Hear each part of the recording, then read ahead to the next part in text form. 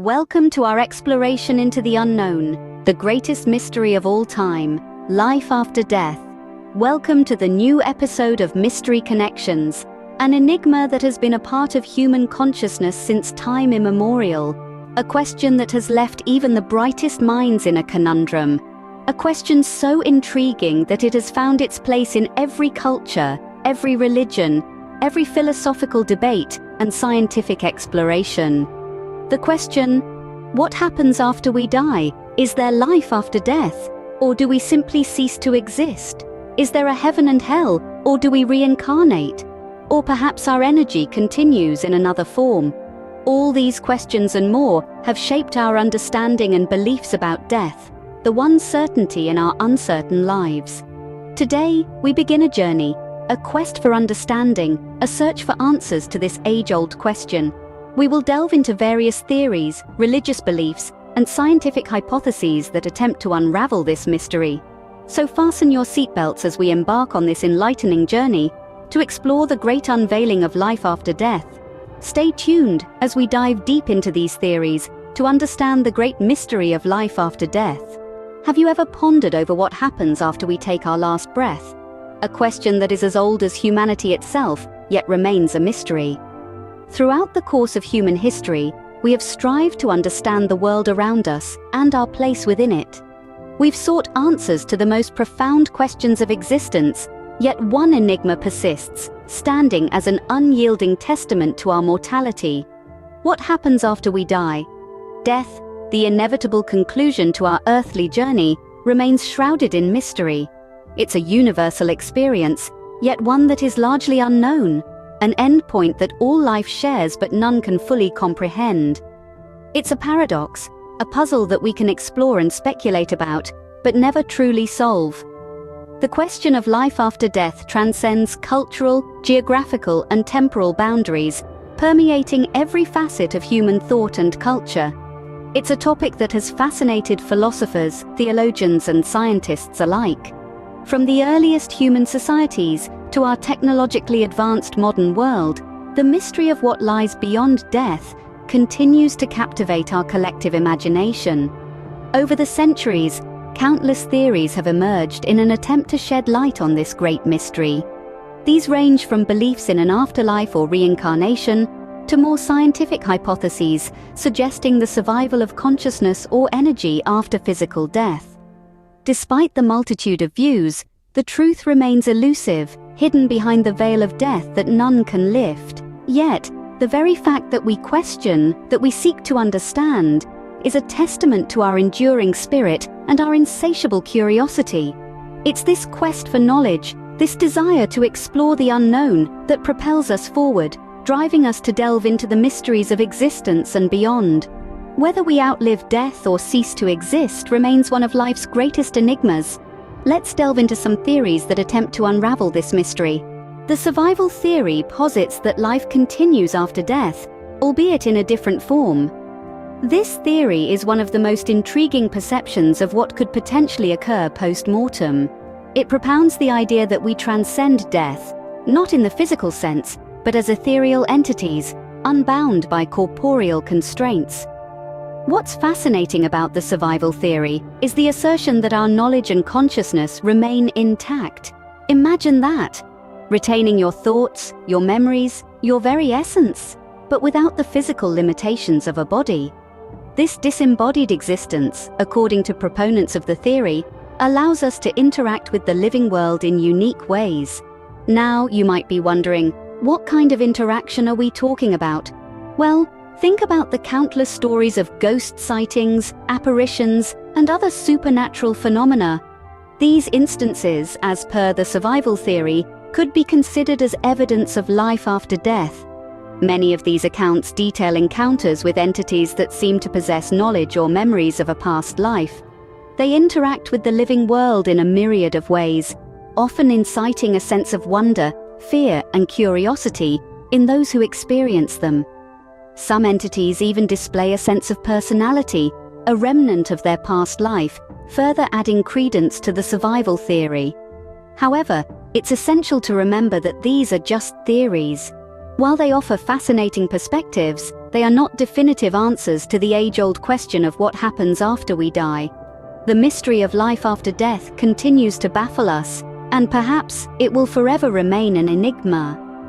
What these theories do offer, though, is a chance to explore the possibilities, to question the known, and to ponder the unknown. They invite us to think beyond the physical realm, to imagine a world beyond death, and to consider the potential of an existence unbound by the physical constraints of life as we know it. So, if the survival theory is to be believed, death is not an end, but rather a transformation into another form of existence. Not all theories agree with the idea of an afterlife. The super psi theory and the radical survivalism theory, for instance, offer contrasting viewpoints.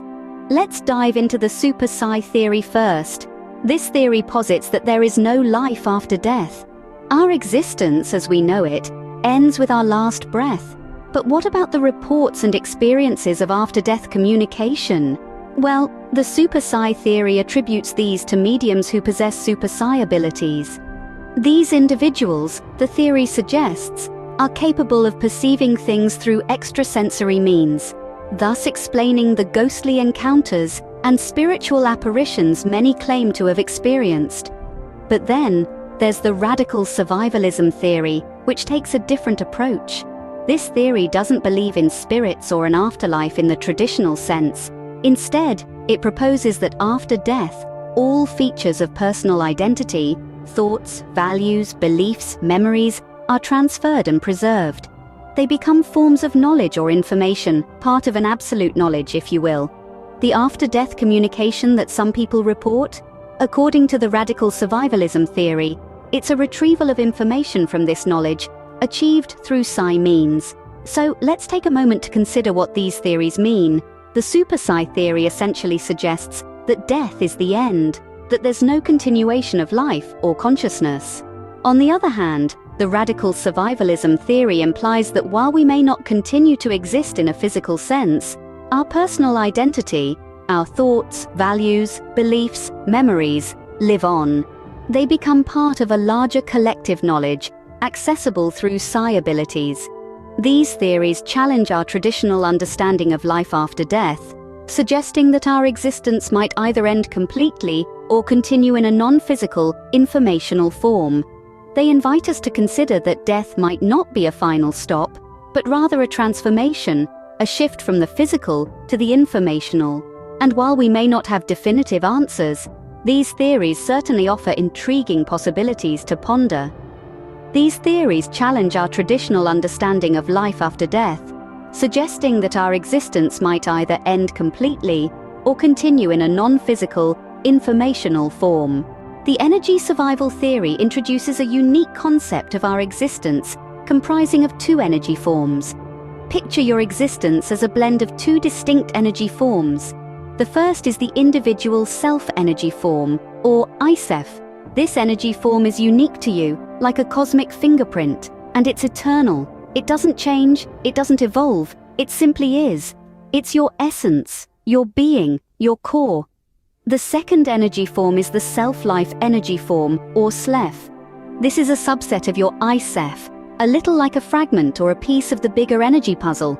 Unlike I-self, your SLEF is not static. It changes, evolves, and transforms throughout your life. It's your experiences, your growth, your life journey. Now here's where things get interesting. According to the energy survival theory, when we die, our SLEF doesn't vanish. It doesn't get lost in the ether or fade into oblivion. Instead, it becomes dormant. It goes into a sort of cosmic hibernation, invisible to our world, but still very much alive in the grand scheme of things. Meanwhile, the eternal I-self remains unchanged. It's still you, still your unique energy, but now it's waiting for the dormant SLEF to reawaken, to be reborn into a new form, a new life. This is the heart of the energy survival theory, the idea that death is not an end, but rather a phase in an eternal cycle of energy transformation and rebirth. Our unique I-self experiences life after life, birth after birth, in the form of different and distinct SLEFs. It's a fascinating concept, isn't it? The idea that we are not simply one life, but an endless series of lives, each one a new chapter in the story of our eternal energy. According to the energy survival theory, death is merely a phase in an eternal cycle of energy transformation and rebirth. Religion has always played a significant role in shaping our views on life after death. Let's explore two prominent religious perspectives: Hinduism and Christianity. Hinduism, one of the world's oldest religions, presents a fascinating perspective on the afterlife. It proposes the concept of reincarnation, where the soul, considered immortal and indestructible, leaves the body at death in search of a new one. This cycle of birth, death, and rebirth continues, with the soul refining itself through each iteration. The ultimate goal? Reaching a supreme stage of refinement where the soul achieves final salvation, or moksha, by merging with the divine. Once this state is reached, the cycle of rebirth ceases. On the other hand, Christianity, the world's largest religion, offers a contrasting view. The Christian faith primarily proposes the existence of heaven and hell, places of eternal bliss or suffering respectively, where souls go after death. The allocation of souls to heaven or hell is determined by their actions during their earthly life. However, the timing of this allocation varies among different Christian denominations. Some believe it happens immediately after death, while others propose it will occur during the Last Judgment, a time when all souls will be judged by God. These are just two examples among numerous religious beliefs on life after death, each offering unique insights and perspectives.